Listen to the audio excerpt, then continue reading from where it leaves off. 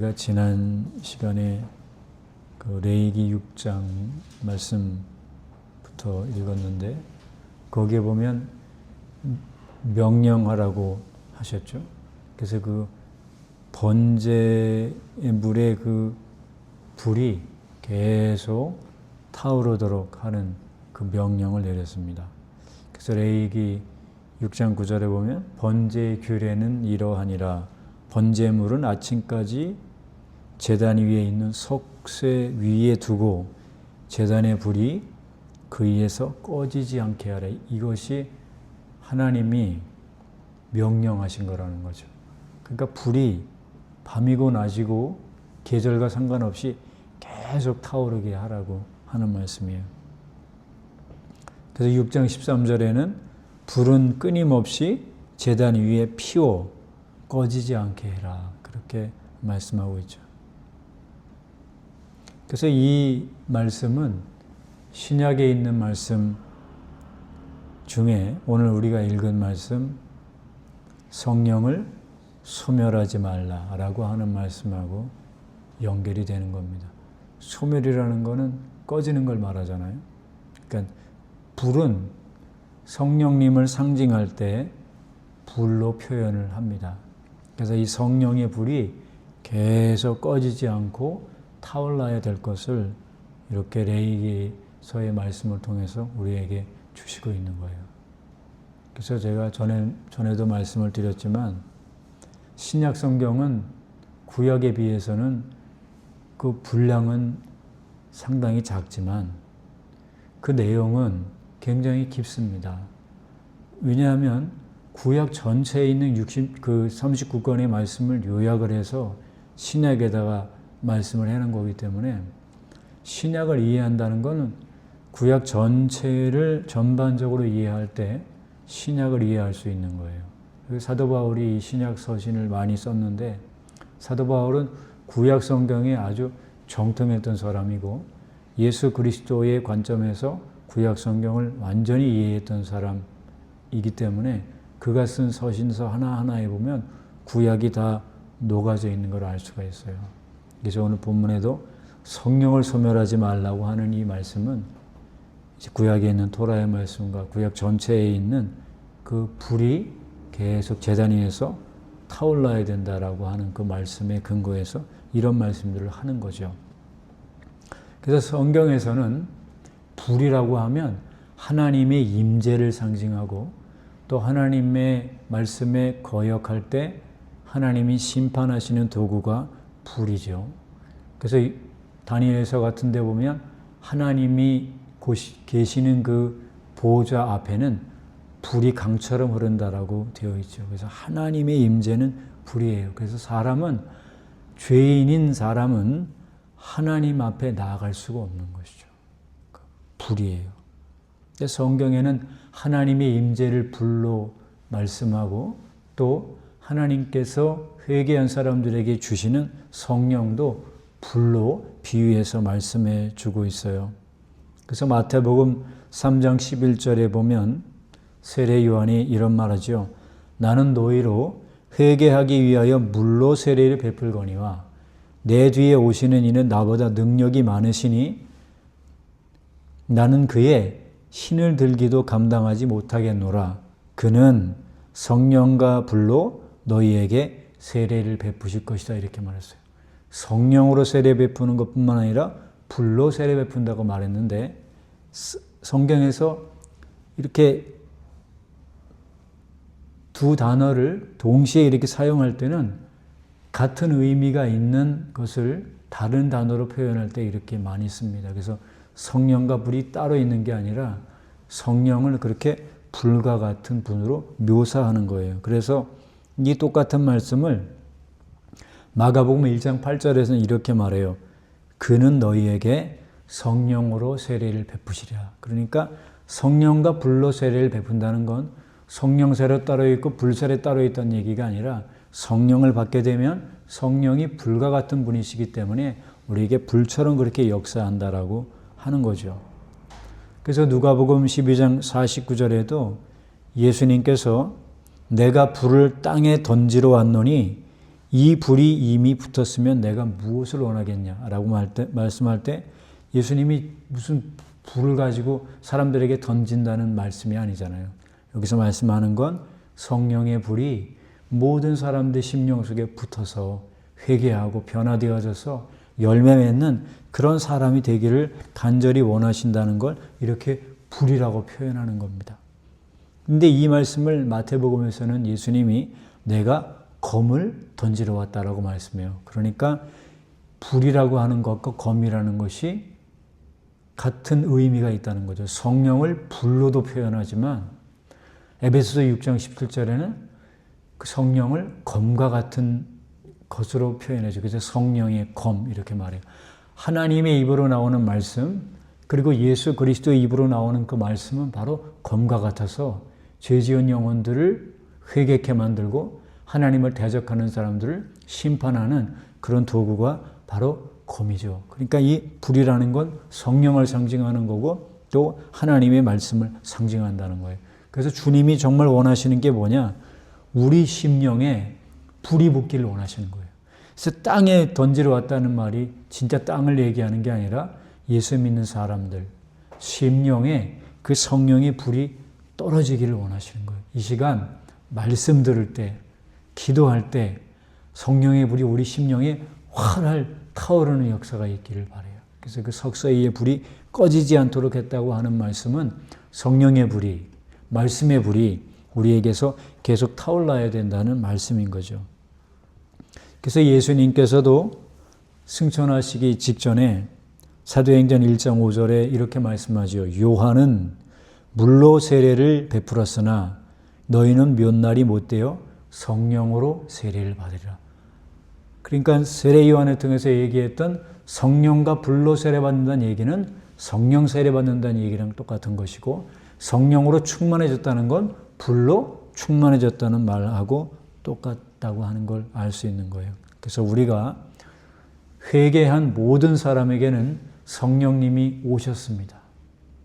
예수님이 내 죄를 위해 죽으시고 부활하셨다는 사실을 진정으로 믿고 성령님을 인정하고 환영하고 모셔드리는 모든 사람 속에는 이미 성령이 와 계신 거예요.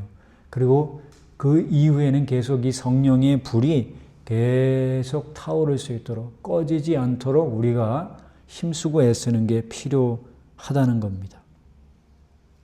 그래서 이 성령의 불이 우리에게 임하게 되면 어떤 일이 벌어지느냐?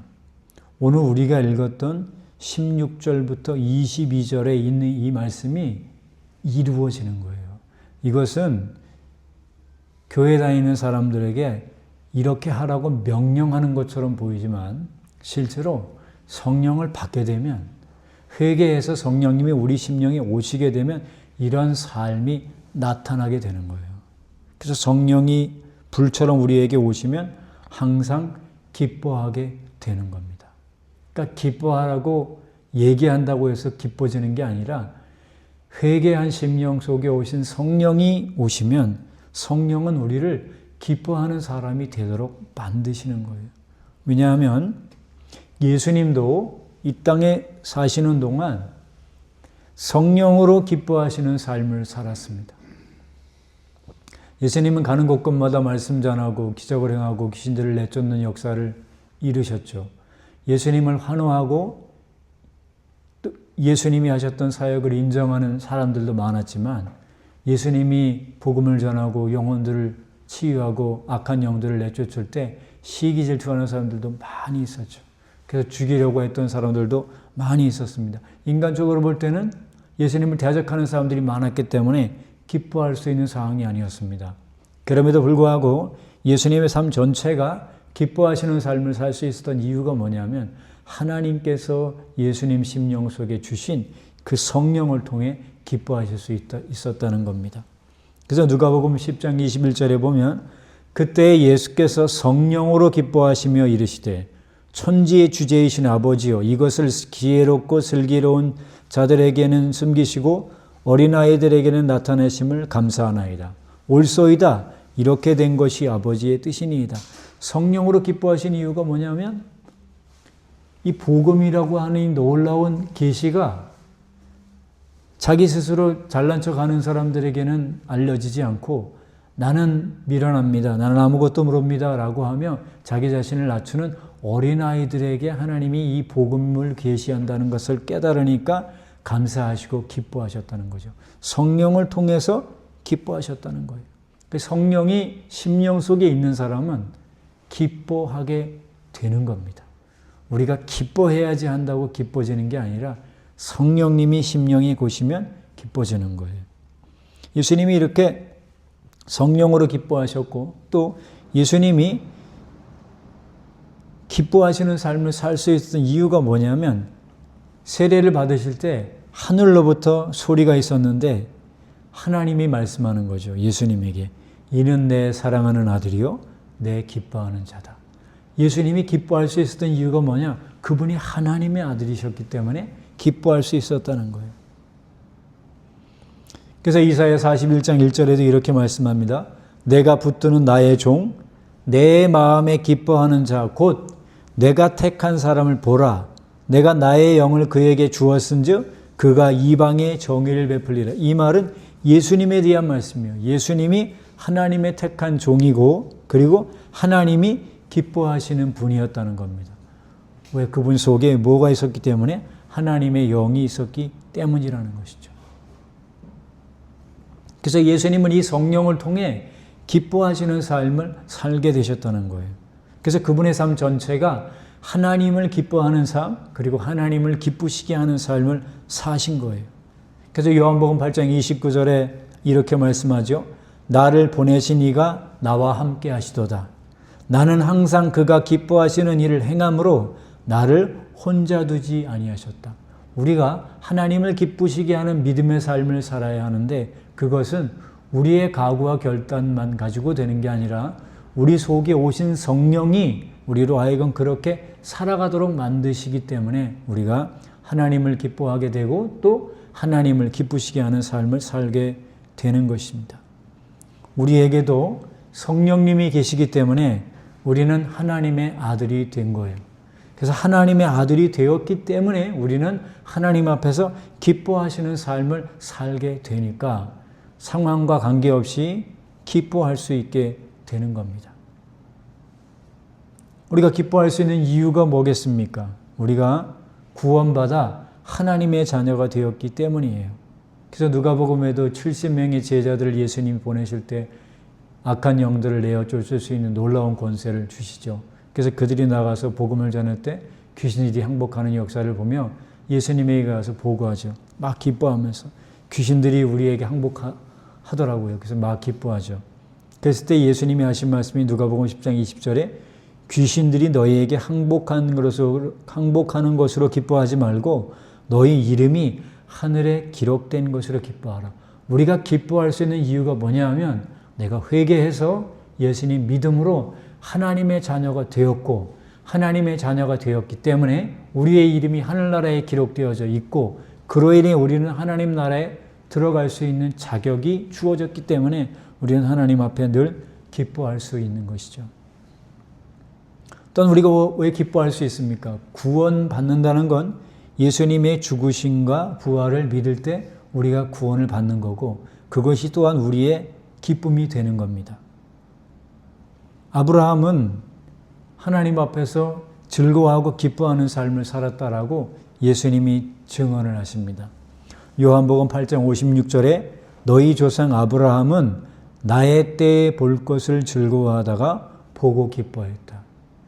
아브라함이 기뻐하는 삶을 살았던 이유가 뭐냐면 장차 우리 죄를 위해서 이 땅에 인간의 모습으로 오셔서 복음을 증거하고 십자가에서 죽고 부활하실 그 예수님의 때를 미리 보신 거예요. 그래서 미리 보셨기 때문에 아브라함은 하나님 앞에서 기뻐하는 삶을 살았다는 겁니다. 아브라함의 삶의 기쁨이 뭐냐? 예수님이 이 땅에 오시고 이 땅에서 복음을 증거하고 죽으시고 부활하심으로 온 인류, 예수 믿는 온 인류를 구원하시는 이 놀라운 사건을 그가 믿음으로 미리 봤기 때문에 아브라함이 기뻐할 수 있었던 것입니다. 또한 다윗 같은 사람도 자기 장인 사울에 의해서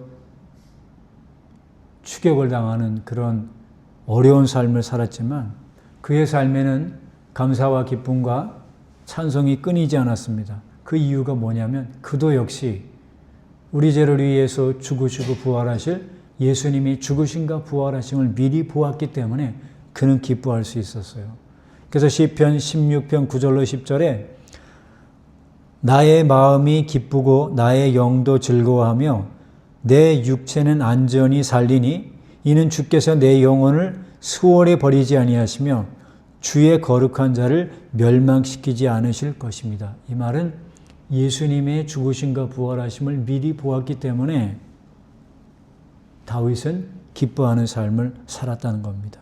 우리도 예수님의 죽으심과 부활하심 그리고 승천하심이 믿음을 통해 나의 일이 되었으므로 우리는 하나님 앞에서 기뻐할 수 있는 사람이 된 것입니다. 또한 무엇으로 인해서 우리가 기뻐할 수 있을까요? 복음을 위해서 살 수 있기 때문에 우리는 기쁜 거예요. 사도들은 복음을 증거하다가 많은 어려움을 당합니다.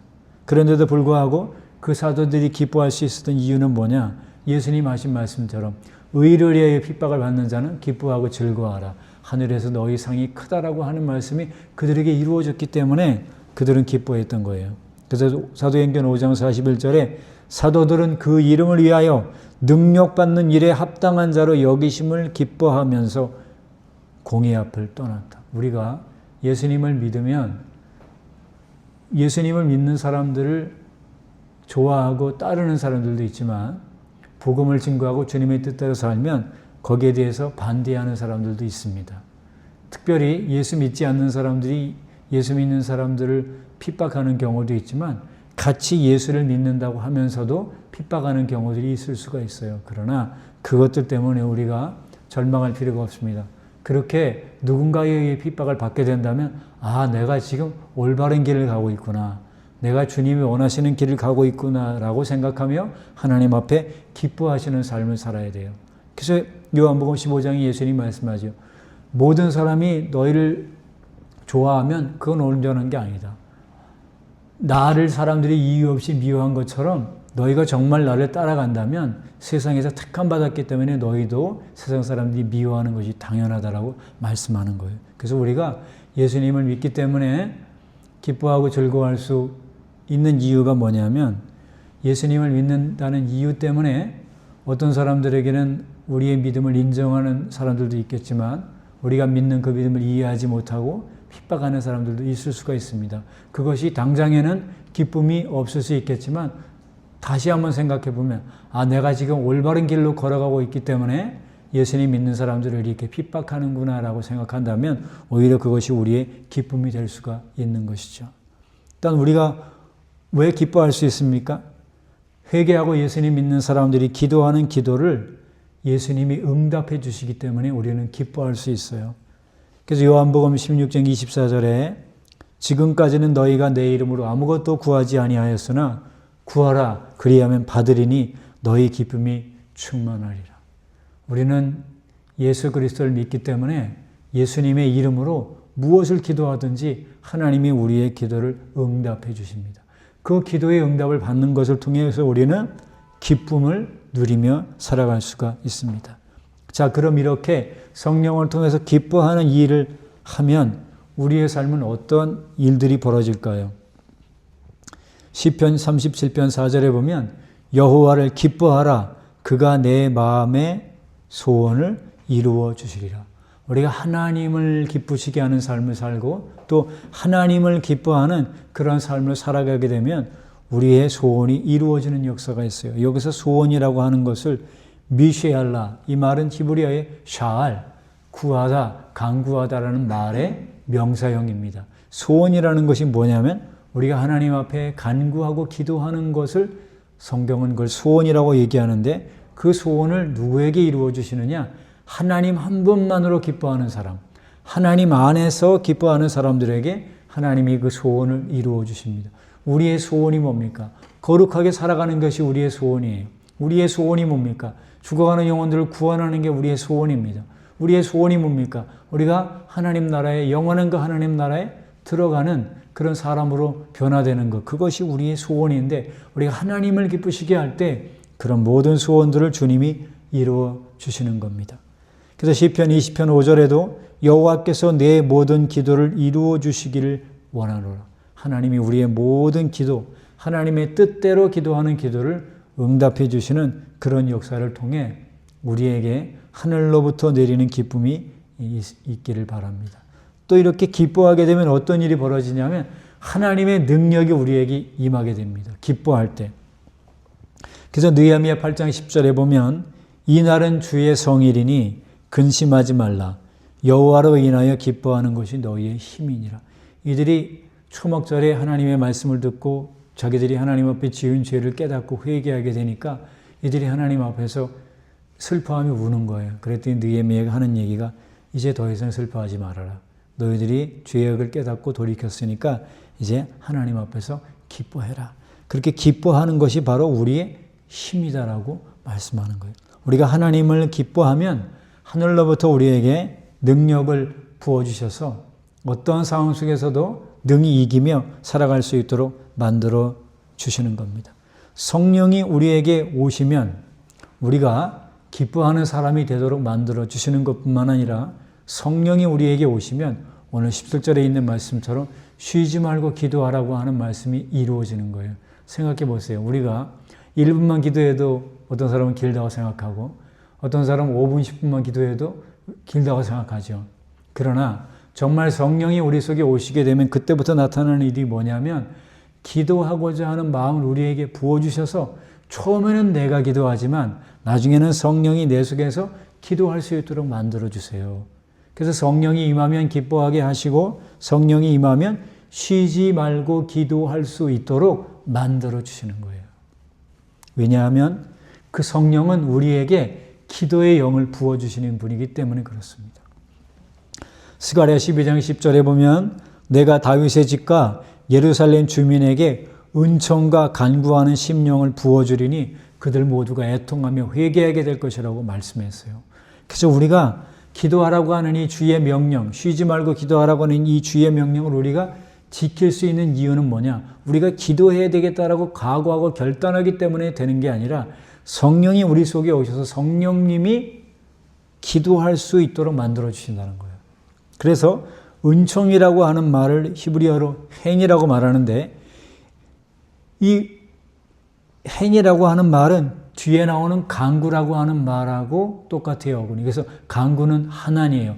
행과 하나는 똑같은 말입니다. 즉 하나님의 은혜가 임하면 하나는 간구하게 된다는 거예요. 하나님의 은혜가 임하면 간구하게 되고 간구하게 되면 하나님의 은혜가 동시에 또 임하는 것입니다. 그래서 우리가 성령님을 인정하고 환영하고 모셔드려야 돼요.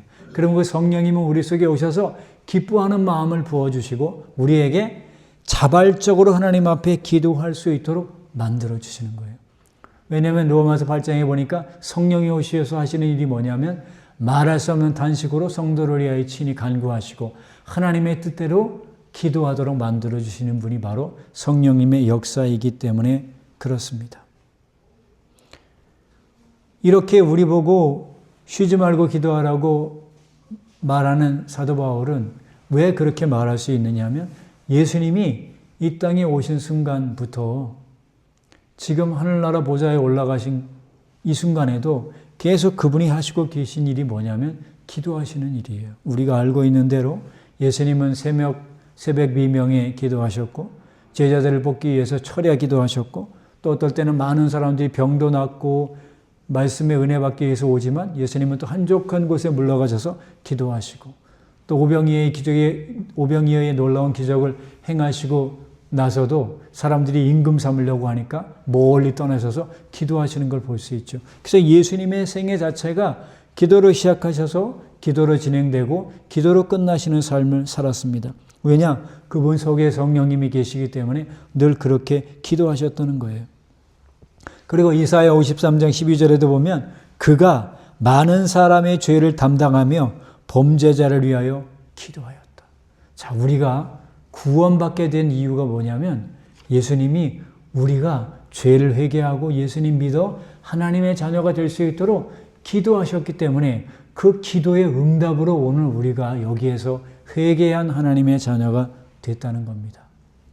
그리고 예수님은 돌아가시기 직전에 요한복음 17장을 통해 긴 기도를 하시잖아요. 그 기도 가운데 보면 요한복음 17장 15절에 보면 내가 비옵는 것은 그들을 세상에서 데려가시기를 위함이 아니요 다만 악에 빠지지 않게 보존하시기를 위함이다. 우리가 이 땅에 살다 보면 사단의 그런 괴계와 술수가 많기 때문에 우리 힘으로는 죄를 이기고 살아갈 수가 없어요. 그럼에도 불구하고 그 죄를 이기며 살 수 있는 이유가 뭐냐면 예수님이 우리가 그 죄 가운데, 악 가운데, 유혹 가운데 빠지지 아니하고 살아갈 수 있도록 기도하셨기 때문이라는 것이죠. 지금도 쉬지 않고 그분이 기도하고 계시기 때문에 우리가 이 믿음의 경주를 끝까지 갈 수 있는 겁니다. 하나님은 또한 예수님이 이 땅에서 계속 기도하시고 지금도 하늘에서 기도하시는 이유가 뭐냐면 하나님이라는 분은 쉬지 않고 일하시는 분이에요. 그래서 예수님께서 말씀하잖아요. 아버지께서 일하시니 나도 일한다. 아버지가 천지를 창조하신 순간부터 지금까지 계속 일하셨죠. 하나님의 일하심이 만약 중지됐으면 태양도 달도 별도 다 멎어서 우리는 다 죽었을 겁니다. 그런데 주님이 계속 일하시고 계시기 때문에 지구가 계속 이렇게 존속되는 거고 우리의 생명도 계속 유지될 수 있는 이유가 뭐냐면 하나님이 계속 일하시고 계시기 때문인 거예요. 이게 기적입니다. 하나님은 쉬지 않으시는 분이에요. 우리의 육체를 위해서 쉬지 않는 분일 뿐만 아니라 우리의 구원과 하나님의 뜻하신 그 계획을 이루시기 위해서 쉬지 않으시는 분입니다. 그래서 이사야 62장 6절로 7절에 보면 예루살렘이여 내가 너의 성벽 위에 파수꾼을 세우고 그들로 하여금 주야로 계속 잠잠하지 않게 하였느니라. 너희 여호와로 기억하시게 하는 자들아 너희는 쉬지 말며 또 여호와께서 예루살렘을 세워 세상에서 찬송을 받게 하시기까지 그로 쉬지 못하시게 하라. 이 말은 하나님이 쉬시니까 우리가 기도해서 하나님 계속 일하도록 하라. 그런 의미가 아니라 우리 보고 하나님은 쉬지 않고 일하고 계시니까 우리도 내 구원을 위해서 쉬지 않고 기도하고 또 하나님의 계획이 이루어지기 위해서 쉬지 않고 기도하라고 하는 말씀을 우리에게 이렇게 하시는 겁니다. 예수님이 쉬지 않고 기도하셨던 것처럼 하나님도 지금 쉬지 않고 구원을 위해서 일하고 계시는 것처럼 우리도 우리 속에 계신 성령님의 역사를 쫓아 성령님이 우리에게 감동하실 때마다 나 자신의 구원을 위해서 기도하고 하나님 앞에 거룩한 삶을 살기 위해 기도하고 하나님 앞에 주신 사명을 감당하기 위해 기도하고 그리고 우리의 가족들과 자녀들과 우리의 친인척들과 이웃과 그들 모두가 다 주님 앞으로 돌아오시는 그 일을 위해서 쉬지 말고 기도하는 그 성령님의 역사에 순종하는 우리의 삶이 되시기를 바랍니다. 우리가 기도해야 될 것들이 참 많이 있죠.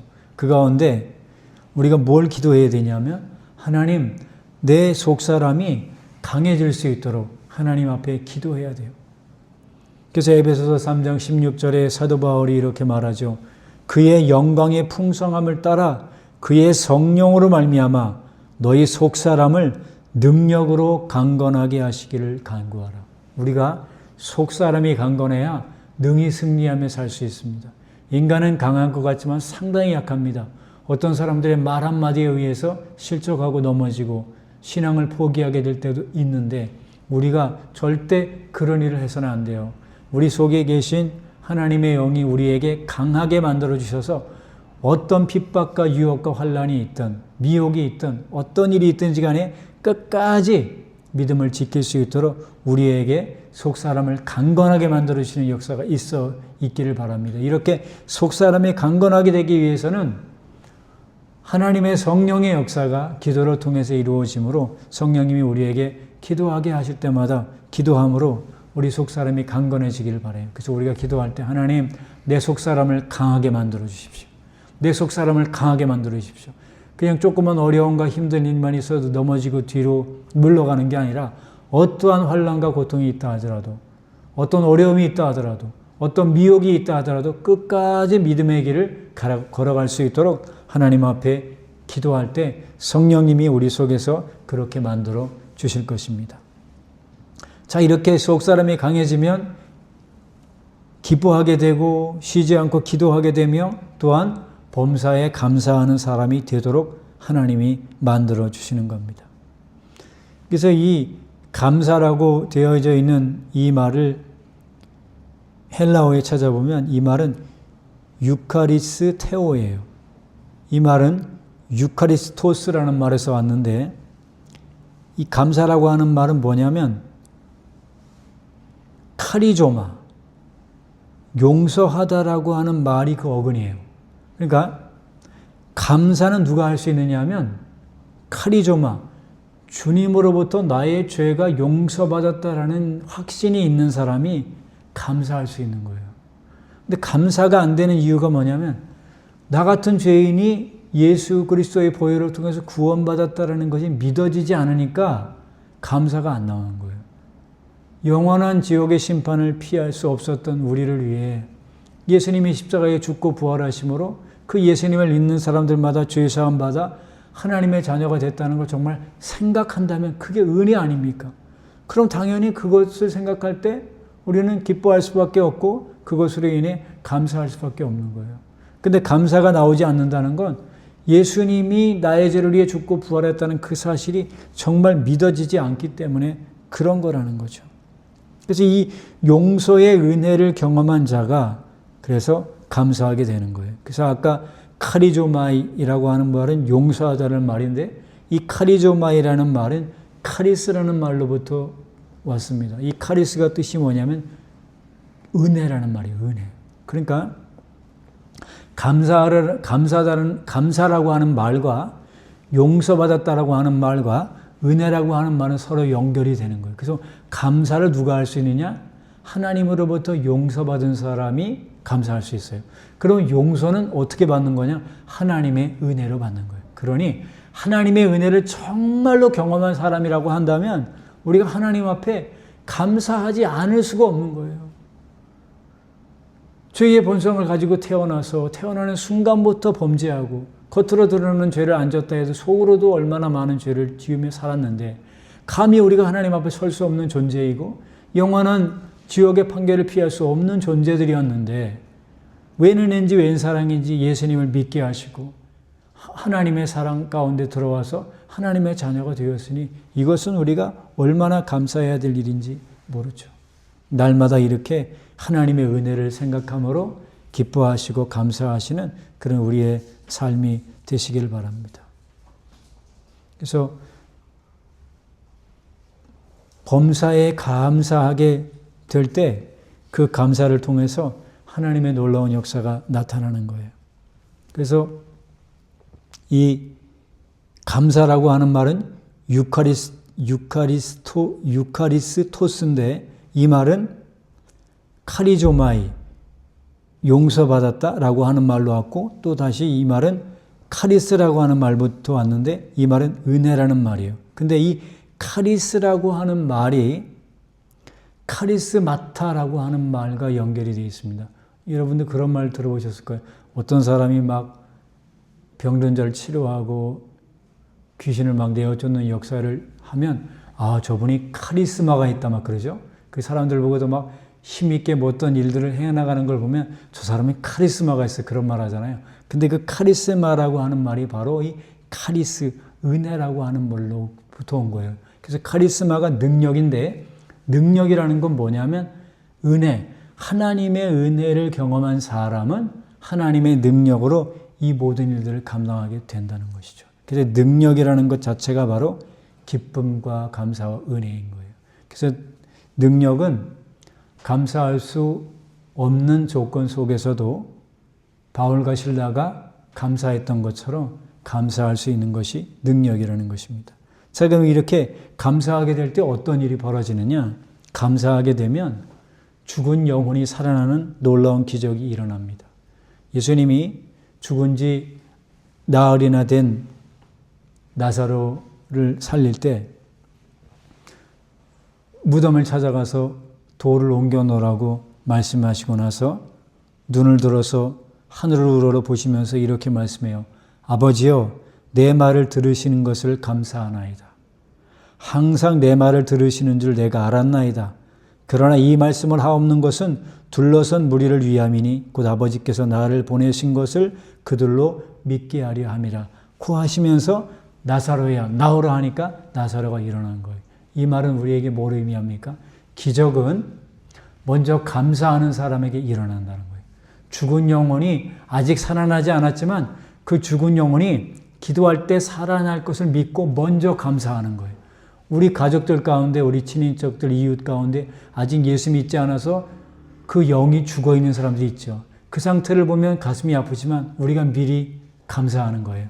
하나님, 저 영혼들도 나사로를 살리신 그 능력으로 살려주셔서 하나님의 자녀가 되게 해주실 것을 믿고 감사합니다. 예수님이 그렇게 하시잖아요. 나사로가 일어나지 않았는데도 불구하고 나사로를 이미 죽은 자 가운데서 일으키셨다는 걸 믿음으로 바라보며 하나님 앞에 감사하지 않습니까? 우리도 마찬가지예요. 아직 구원받지 않았지만 우리의 가족들, 우리의 이웃들, 우리의 친인척들이 구원받았음을 믿고 미리 감사할 때 하나님께서 나사로를 살렸듯 죽은 영혼을 살려주셔서 하나님의 구원의 역사를 이루게 하실 걸 믿습니다. 그래서 이 감사라고 하는 건 기적을 부르는 능력이에요.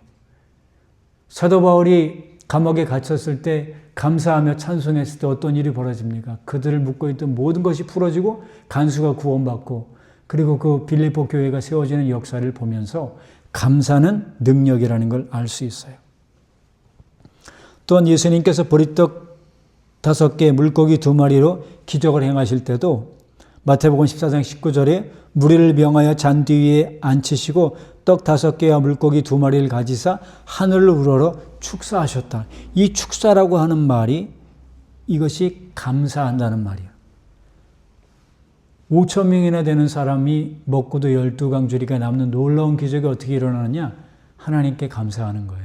이렇게 조그만데 이거 가지고 어떻게 될까라고 생각하신 게 아니라 하나님 앞에 먼저 감사함으로 기도드리고 나니까 놀라운 기적이 나타난 거예요. 장정만 5,000명이 먹고 12강주리가 남게 되는 그런 놀라운 역사가 있었던 거죠. 또한 이것과 비슷한 사건이 마태복음 15장 36절에 떡 7개와 작은 생선 2어마리를 가지고 축사하시고 떼어 제자들에게 주셨다. 이 말씀할 때는 아까 했던 유카리스토라는 말이 이게 감사하다는 말이죠. 그래서 예수님의 그 놀라운 기적이 언제 일어나느냐면 하나님이 주신 것을 가지고 먼저 감사 기도할 때 놀라운 기적의 역사가 있었던 겁니다. 우리도 우리에게 주어진 것이 적다고 하더라도 그 적은 것을 원망불평할 것이 아니라 하나님이 이미 주신 것에 대해서 감사하고 찬양했을 때 오병이어의 놀라운 기적 그리고 칠병이어의 놀라운 기적을 통해서 우리의 삶이 풍성해져서 나 혼자만 먹고 사는 게 아니라 남에게도 나누어주며 베풀어주며 살 수 있는 그런 놀라운 역사가 우리에게 있을 겁니다. 우리가 기도하고 감사하게 될 때 도저히 해결할 수 없는 문제들이 해결되는 그런 놀라운 기적이 일어나게 될 것입니다. 그러나 반대로 우리가 구약의 말씀대로 원망하고 불평했던 사람들은 다 멸망했지만 그 상황 속에서도 하나님 앞에 감사했던 사람들이 하나님의 은혜를 경험했던 걸 보면서 우리 모두가 이제 하나님 앞에 구원받은 걸 생각했을 때 성령을 내게 주신 것을 생각했을 때 늘 감사하는 그런 삶을 살아가시길 바랍니다. 왜 그러냐면 18절에 이렇게 되어 있죠. 왜 항상 기뻐해야 되고 쉬지 말고 기도해야 되며 범사에 감사해야 되냐. 이것이 그리스도 예수 안에서 너희를 향하신 하나님의 뜻이기 때문이다. 하나님의 뜻이 멀리 있는 게 아니고 구원받은 사람 속에 계신 성령을 통해 항상 기뻐하는 삶을 살고 성령을 통해서 늘 기도하는 삶을 살고 성령 안에서 감사하는 삶을 살아가는 것이 그게 하나님의 뜻이고 그렇게 하나님의 뜻대로 살아가는 사람들은 성령을 소멸하지 않는 것이고 하나님의 말씀 안에 살아가는 것이며 그렇게 사는 사람은 21절에 범사에 헤아려 좋은 것을 취하게 되는 거예요. 성령이 안에 있으면 성령을 통해서 무엇이 하나님 보시기에 가장 좋은 것인지를 분별할 수 있도록 만드셔서 항상 좋은 걸 택하게 하시죠. 그리고 악이라고 하는 건 모양도 버리고 하나님 앞에 거룩한 삶을 살도록 주님이 그렇게 만들어 주실 것입니다. 우리 모두 성령의 역사를 통해 항상 기뻐하고 쉬지 말고 기도하며 범사에 감사하는 그런 하나님의 뜻 안에 늘 걸어가시는 우리 모두가 되시기를 바랍니다. 오늘 우리가 들은 말씀 같이 생각하면서 성령을 통해서 하나님 우리에게 기쁨과 기도와 감사가 넘치는 그런 삶을, 그래서 성령을 소멸하지 아니하고 늘 성령의 불이 우리 심령에 타오르게 해달라고 합심해서 같이 기도하겠습니다.